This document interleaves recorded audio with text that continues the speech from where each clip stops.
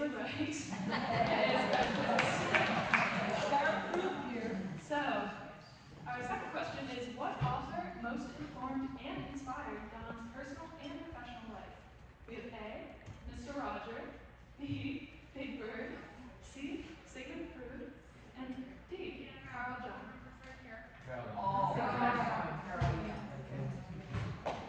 And what else, Dan? Carl Jung is the right answer. Is that the right answer, Dan? Carl Jung. Carl Jung. Just say yes. Okay. And next, we have Dawn's idea of the best way to take a family of 7 on a road/camping trip to Florida was with the bowler trailer and car tent, flying, or 2 rooms at the Motel 6.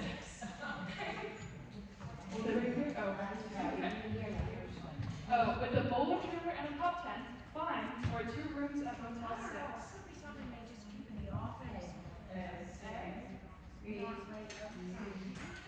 Any hands for A? Okay, raising it for A. B was Flying, so raise your hand for flying. And C, 2 rooms at the Motel 6, raise your hand. And the answer was A.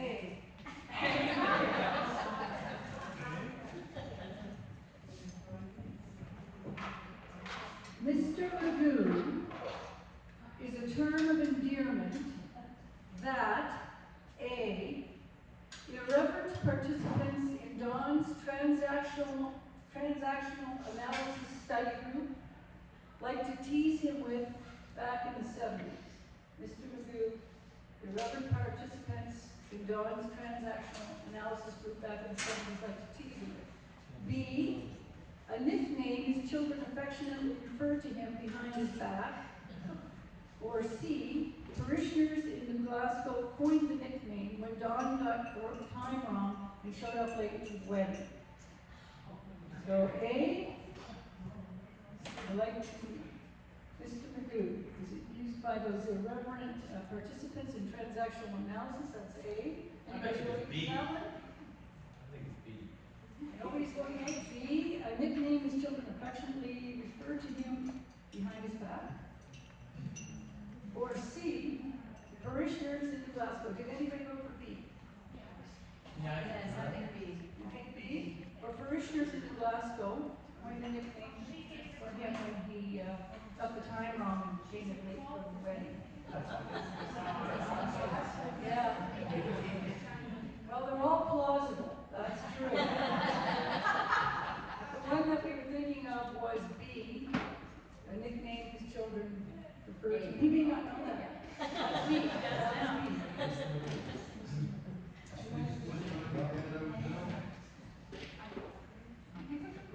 So for 5, we have what is Don's middle name? We have A, Frazier, B, William, and C, Bradley.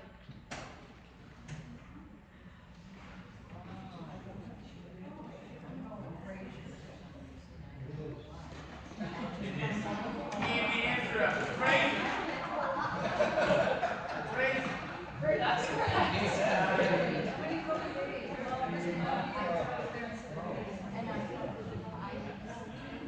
One more. While Don was minister in Stewiacke, a big consideration began to be discussed at the church in Stewiacke. Was it time to build a church hall? After many meetings with strong opinions on both sides of the question, it was decided that the project was a go. Retired minister E.B. Forbes, and neighbor to us who lived across the street, had strong concerns about this church hall, and he voiced them to Don, saying, A, that he had studied all the figures and declared it was not feasible. B, offered a section of his own home to be available for extra meeting space instead of building a hall. Or C, said that the people of Stewiacke will be burdened with a heavy debt and so much hardship that children would have to go without shoes. Which one did E.V. Forbes say? A, that he studied all figures, not feasible. Anybody voting A? B, offered a section of his own home to be used for meeting space instead of building a home. That's B. And C, said that the people of Stewiacke would be burdened with a heavy debt, so much hardship that children would have to go without shoes. C. C? C is right. Correct quote from him.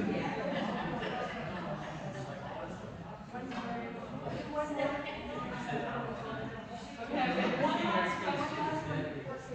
We have one last question for right now.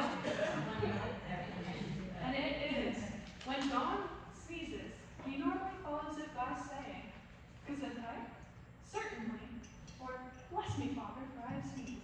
Gesundheit.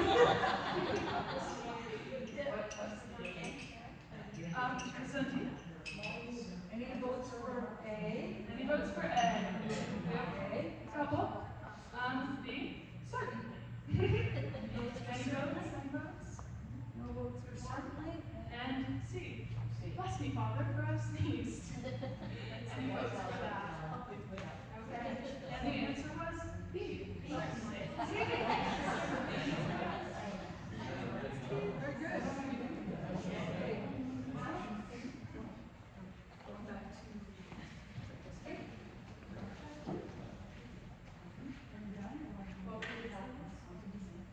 oh, we're the tweeners at the folk festival. You know, we relax the time in between. We're back on Alex has run away. Okay. Don traveled to Montreal with son Donald to hear a tribute concert to his favorite singer. Who was that singer?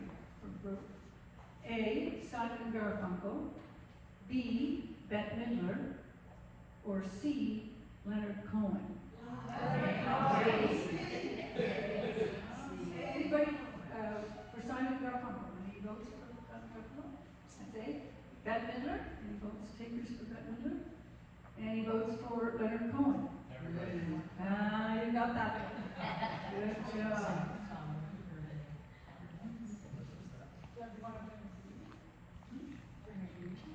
Sure.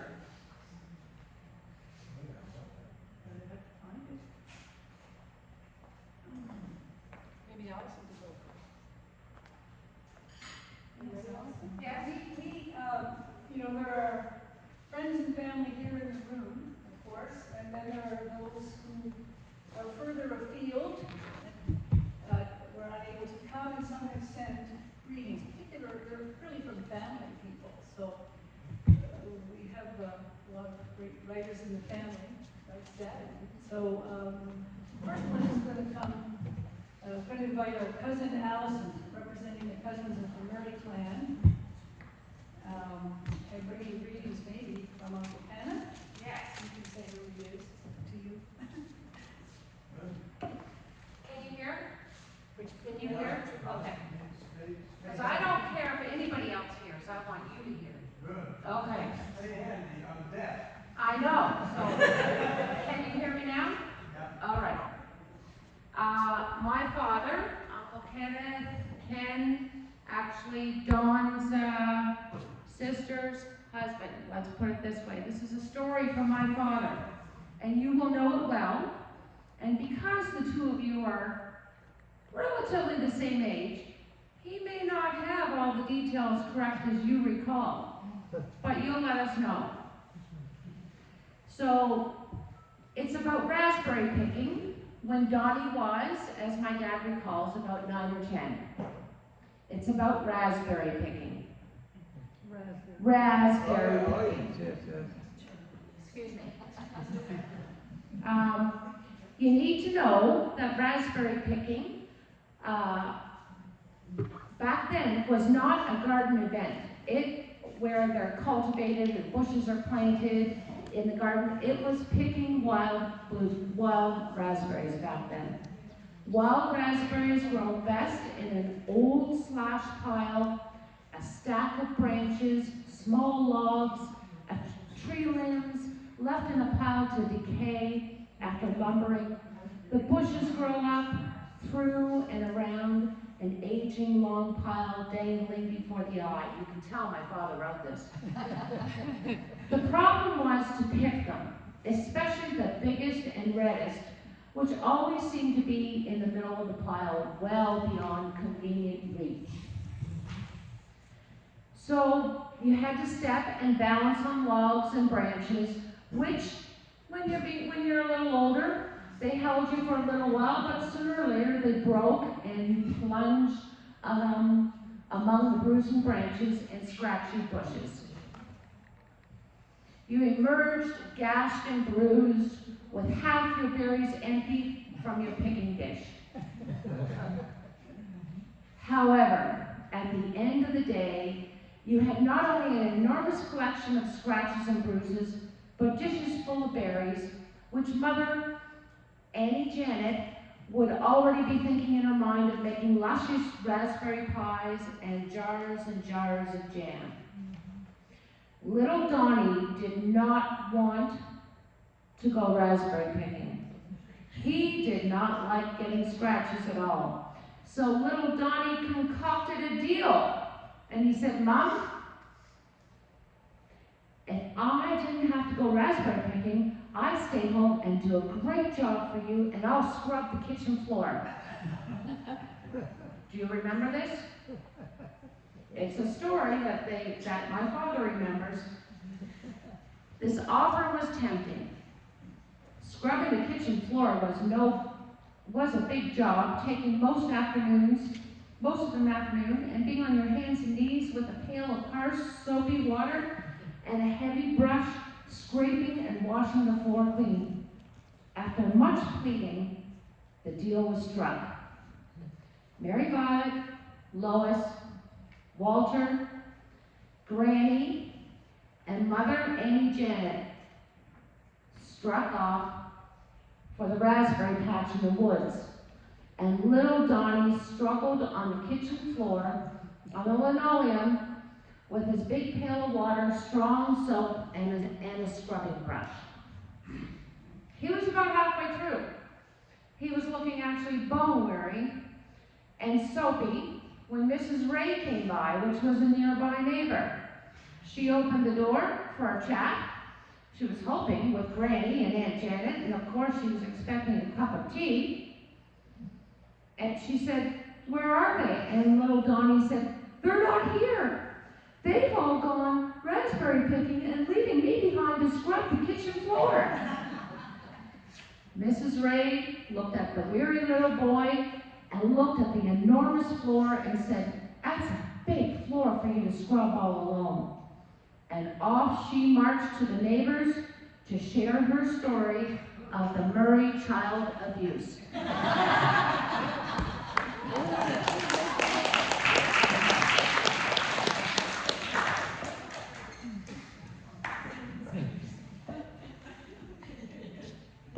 It's a good story. I don't think it ever happened. Tricia, we found one. Okay. Are we going to get some cake?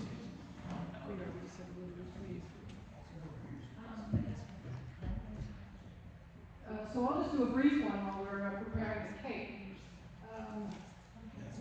This is an actual telegram. Now anyone, I don't know in what generation, would have ever seen a telegram. I have never seen one in person. This arrived at my door in this envelope. Oh, they still do that. Delivered by Telegram Canada, so not Canada Post. On yellow paper, I do recall the telegram was delivered on yellow paper. Yeah. So, hello Dad, Dawn, Grandpa Dawn. Happy 90th birthday from Austria and Chile. Sit back and relax and enjoy your party with friends and family. I wish I could say more, but this is costing me $3 a word.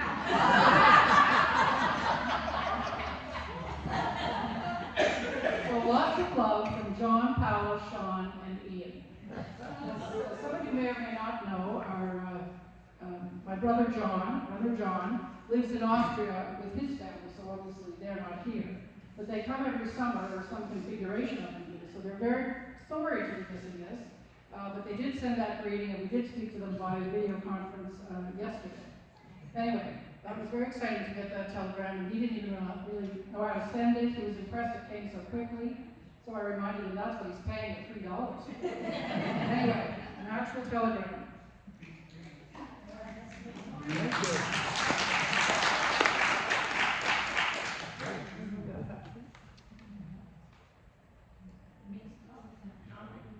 So Donald will now deliver one from Dad's brother Walter, who was 87, I mentioned it earlier. We'll just do this one and then we'll get the cake. Come. Use it in the conference. Nope. We're good.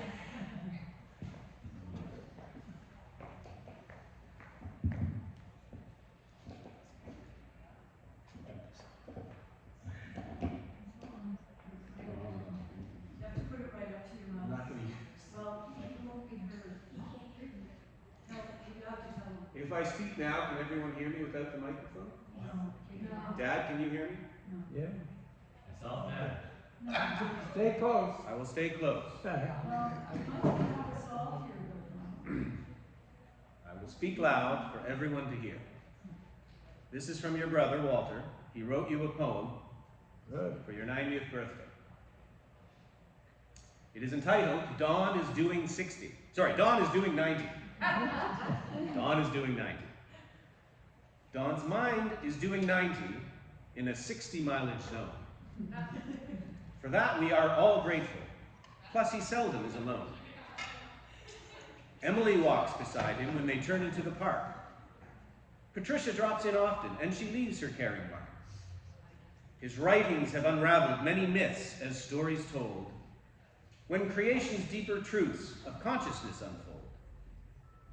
Their children and grandchildren cheer him on in many ways, but only I, my uncle, remember him way back in early days. In Meadowville, he grasped me by the hair upon my head. He yanked and pulled upon it, and no matter what Mom said, in truth, I may have pulled his first. Crying was the worst. But more important than hair pulls is what we did together. Our skating, hockey, cutting wood through the winter weather. In summertime with sisters, we tossed balls in Auntie's over and moved the cows to pasture in the aftergrass and clover. Good memories still come flooding in of life in Meadowville, with pies and cakes and cookies. We all ate and had our fill. Then board games in the kitchen, and often blind man's bluff. And pussy in the corner was good fun, but sometimes rough. When on a cold and snowy night our parents made ice cream, now looking back, that was for us a life-affirming dream. You may be doing 90 now in memory and mind, yet body slows with aging, which many of us find. Dear Dawn, I know your children are your dream now living on, and they will show you spirit strong long after you are gone. By name they are Patricia, Debbie, Donald, John, and Joan. The order has been changed a bit for rhythm, rhyme, and tone. Now while you're doing 90, they continue there for you. Grandchildren with them later will rise up for you anew. I may look back and talk about some conflict way back when, but that was just our growing pains while finding life back then. I mentioned our hair pulling, which I hope that you forgot. The truth is now the two of us have little hair on top. So looking back, I thank you, Dawn, for filling up my cup. A brother who was there for me, who always built me up. Your body may be 90, but your psyche knows no end. In the story of the universe, your life is bound to blend. Brother Walter.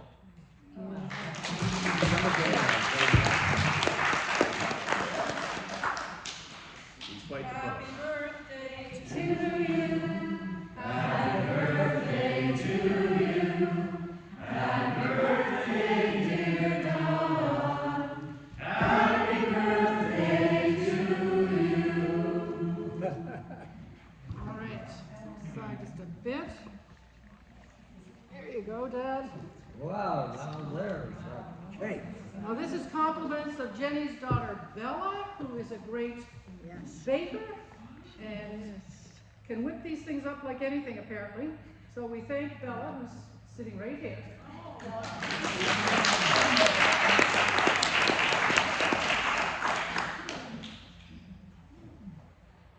Okay, Dad, make a wish and blow them out before they contaminate the cake. Don't blow them out. Well, he'll blow them gently. You guys are all over there. He wants to blow.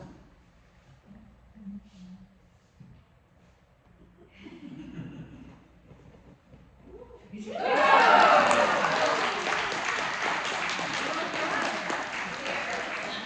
can take a polite cut. Stand up and cut it, Dad, and then we'll take it out and slice it.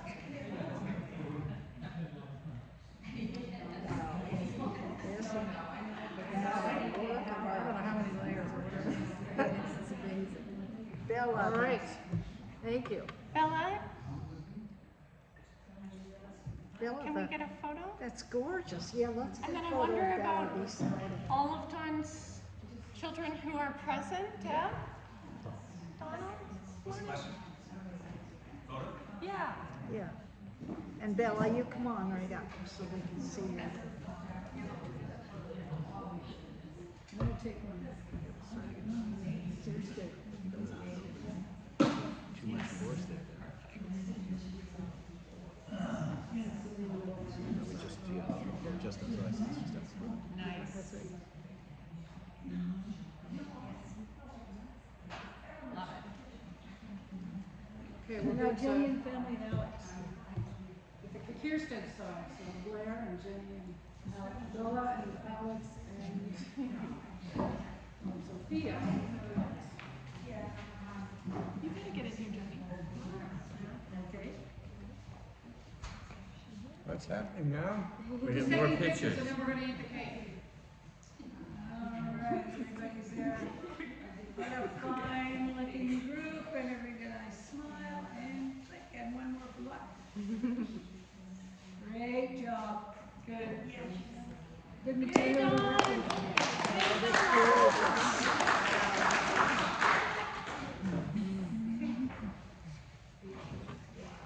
Yeah, wow. Don't trip. Break in the entertainment. You want to break in entertainment That's for the time being, because I think there's a break in the entertainment.